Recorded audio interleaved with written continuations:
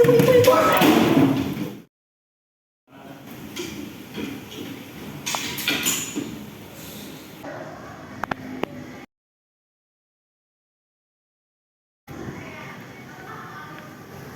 pagi anak-anak. Pagi, Bu.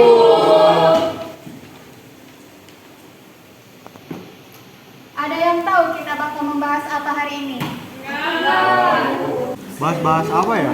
Oh, bahas tentang cerita dari Ricis. Jangan gitu. Yaudah ya, maaf. Sudah. Jadi hari ini kita bakal membahas materi tentang reformasi. Saatnya tidur. Selamat pagi dunia. Wah, aku di mana? Kok hitam semua? Ya Allah, apakah ini sudah saatnya? Aku kan belum kasih salam terakhir untuk papi mami.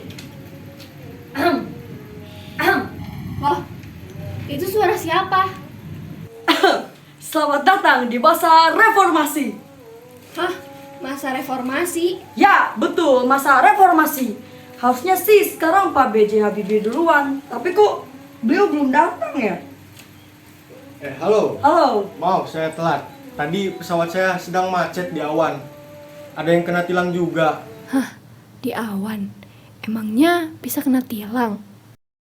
Jadi, pada tanggal 21 Mei 1998, saat Soeharto mengundurkan diri dari jabatan presiden, saya menggantikan beliau menjabat sebagai presiden.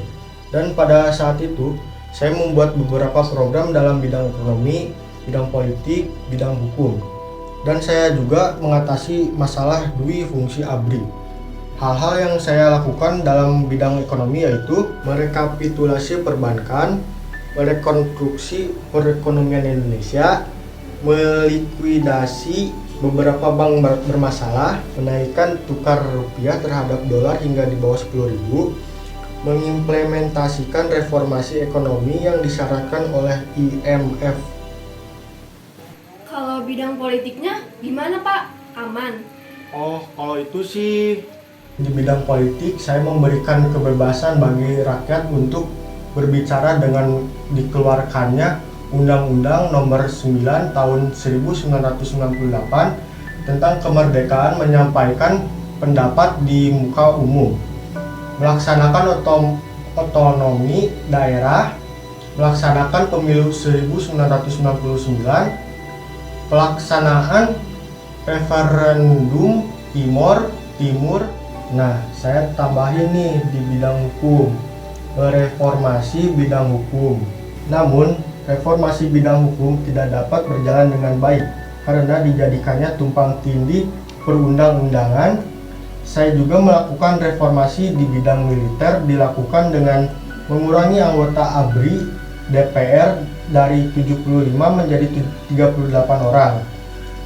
Langkah lainnya adalah memisahkan antara ABRI dengan Polri pada 5 Mei 1999. Nah, itu beberapa program yang saya jalankan. Hei Habibie, kamu mau ikutan lagi pemilu 1999? Tidak, karena laporan saya ditolak. Kok bisa? Ya bisa.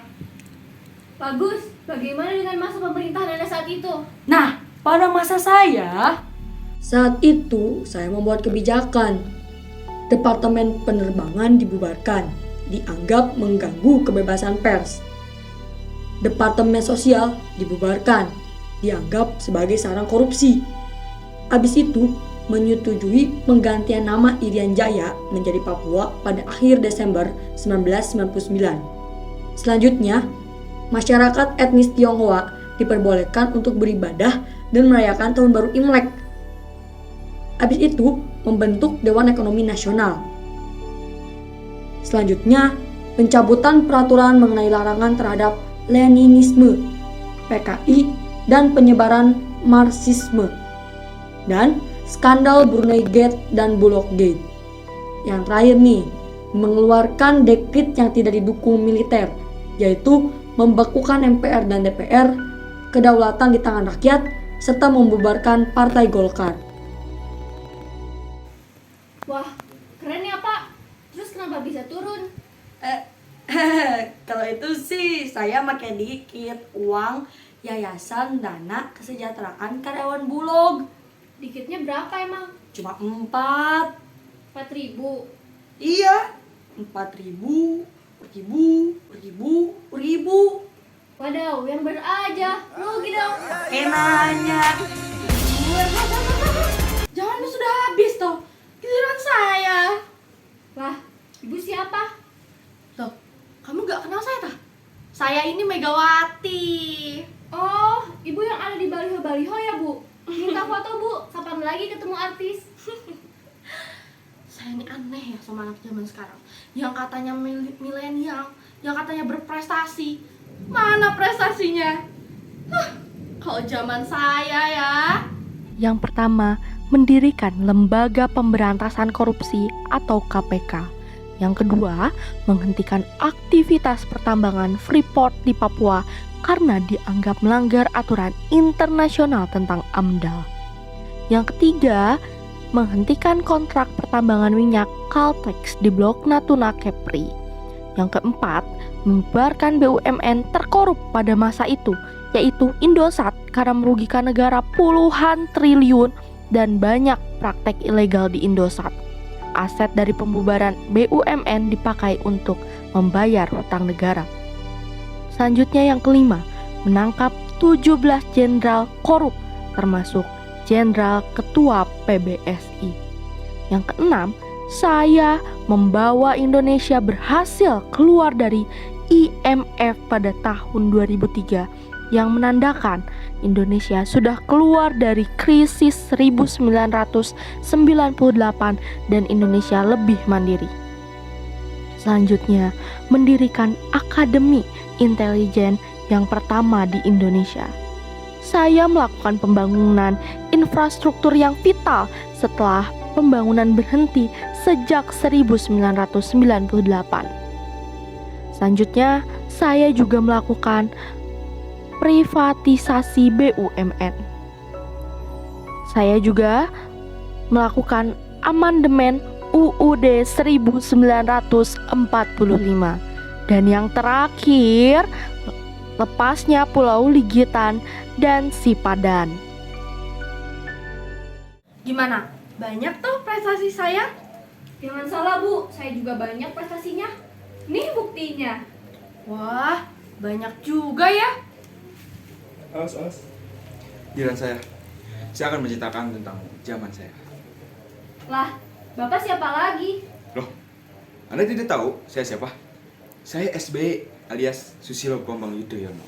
Oh, Pak SBY. Oke, Pak. Siap-siap. Di masa Bapak gimana memang? Pada masa saya, ekonomi terus tumbuh dan berkembang dengan fundamental. Ya, tentunya ya semakin kuat pada 2010. Saya juga menaikkan harga BBM. Check and balances antara pemerintah pusat, DPR, dan DPRD berjalan dengan baik. Pelaksanaan pemilu juga prinsipnya berjalan dengan lancar. Poin yang paling penting adalah pemberantasan korupsi dan penegakan hukum mencatat sejumlah prestasi. Ya, begitu pula dengan pemberantasan terorisme dan narkoba. Terjaga baiknya keamanan dalam negeri, walaupun ya masih terjadi konflik sih di masyarakat. Ya, contohnya seperti penyelesaian konflik di Aceh, masalah yang ada di Aceh. Makin baiknya upaya pengembangan koperasi, usaha kecil dan menengah, termasuk penyaluran kredit usaha rakyat. Bagus ya, Pak. Sayang Bapak turun perkara. Banyak kasus nasional tidak tuntas. Masalah sepele, tapi Bapak curhatin. Bapak juga tidak punya operator politik tangguh untuk menuntaskan berbagai masalah. Yang terakhir, berkembangnya dugaan kasus korupsi di Partai Demokrat, partai Bapak sendiri. Nah, makanya sekarang saya yang gantikan. Pada masa saya membangun infrastruktur, menaikkan harga BBM, dan juga saya mengangkat jaksa agung dari partai politik. Saya juga membuat program kartu sehat, kartu pintar, dan saya mengeksekusi tahanan narkoba. serta melarang menteri datang ke DPR, dan juga penangkapan pimpinan KPK. Terus, kalau Bapak turunnya kenapa? Lah, saya mah udah habis masanya. Kalian calon pemilih pemula harus bisa memilih calon pemimpin yang bijak.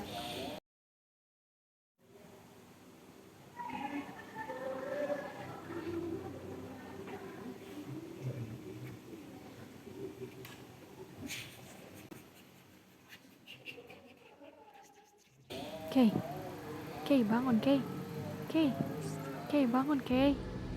Kayla, kamu bukannya dengerin ibu pas jelasin di depan tadi malah tidur. Coba sekarang ke depan, urutkan masa pemerintahan saat reformasi.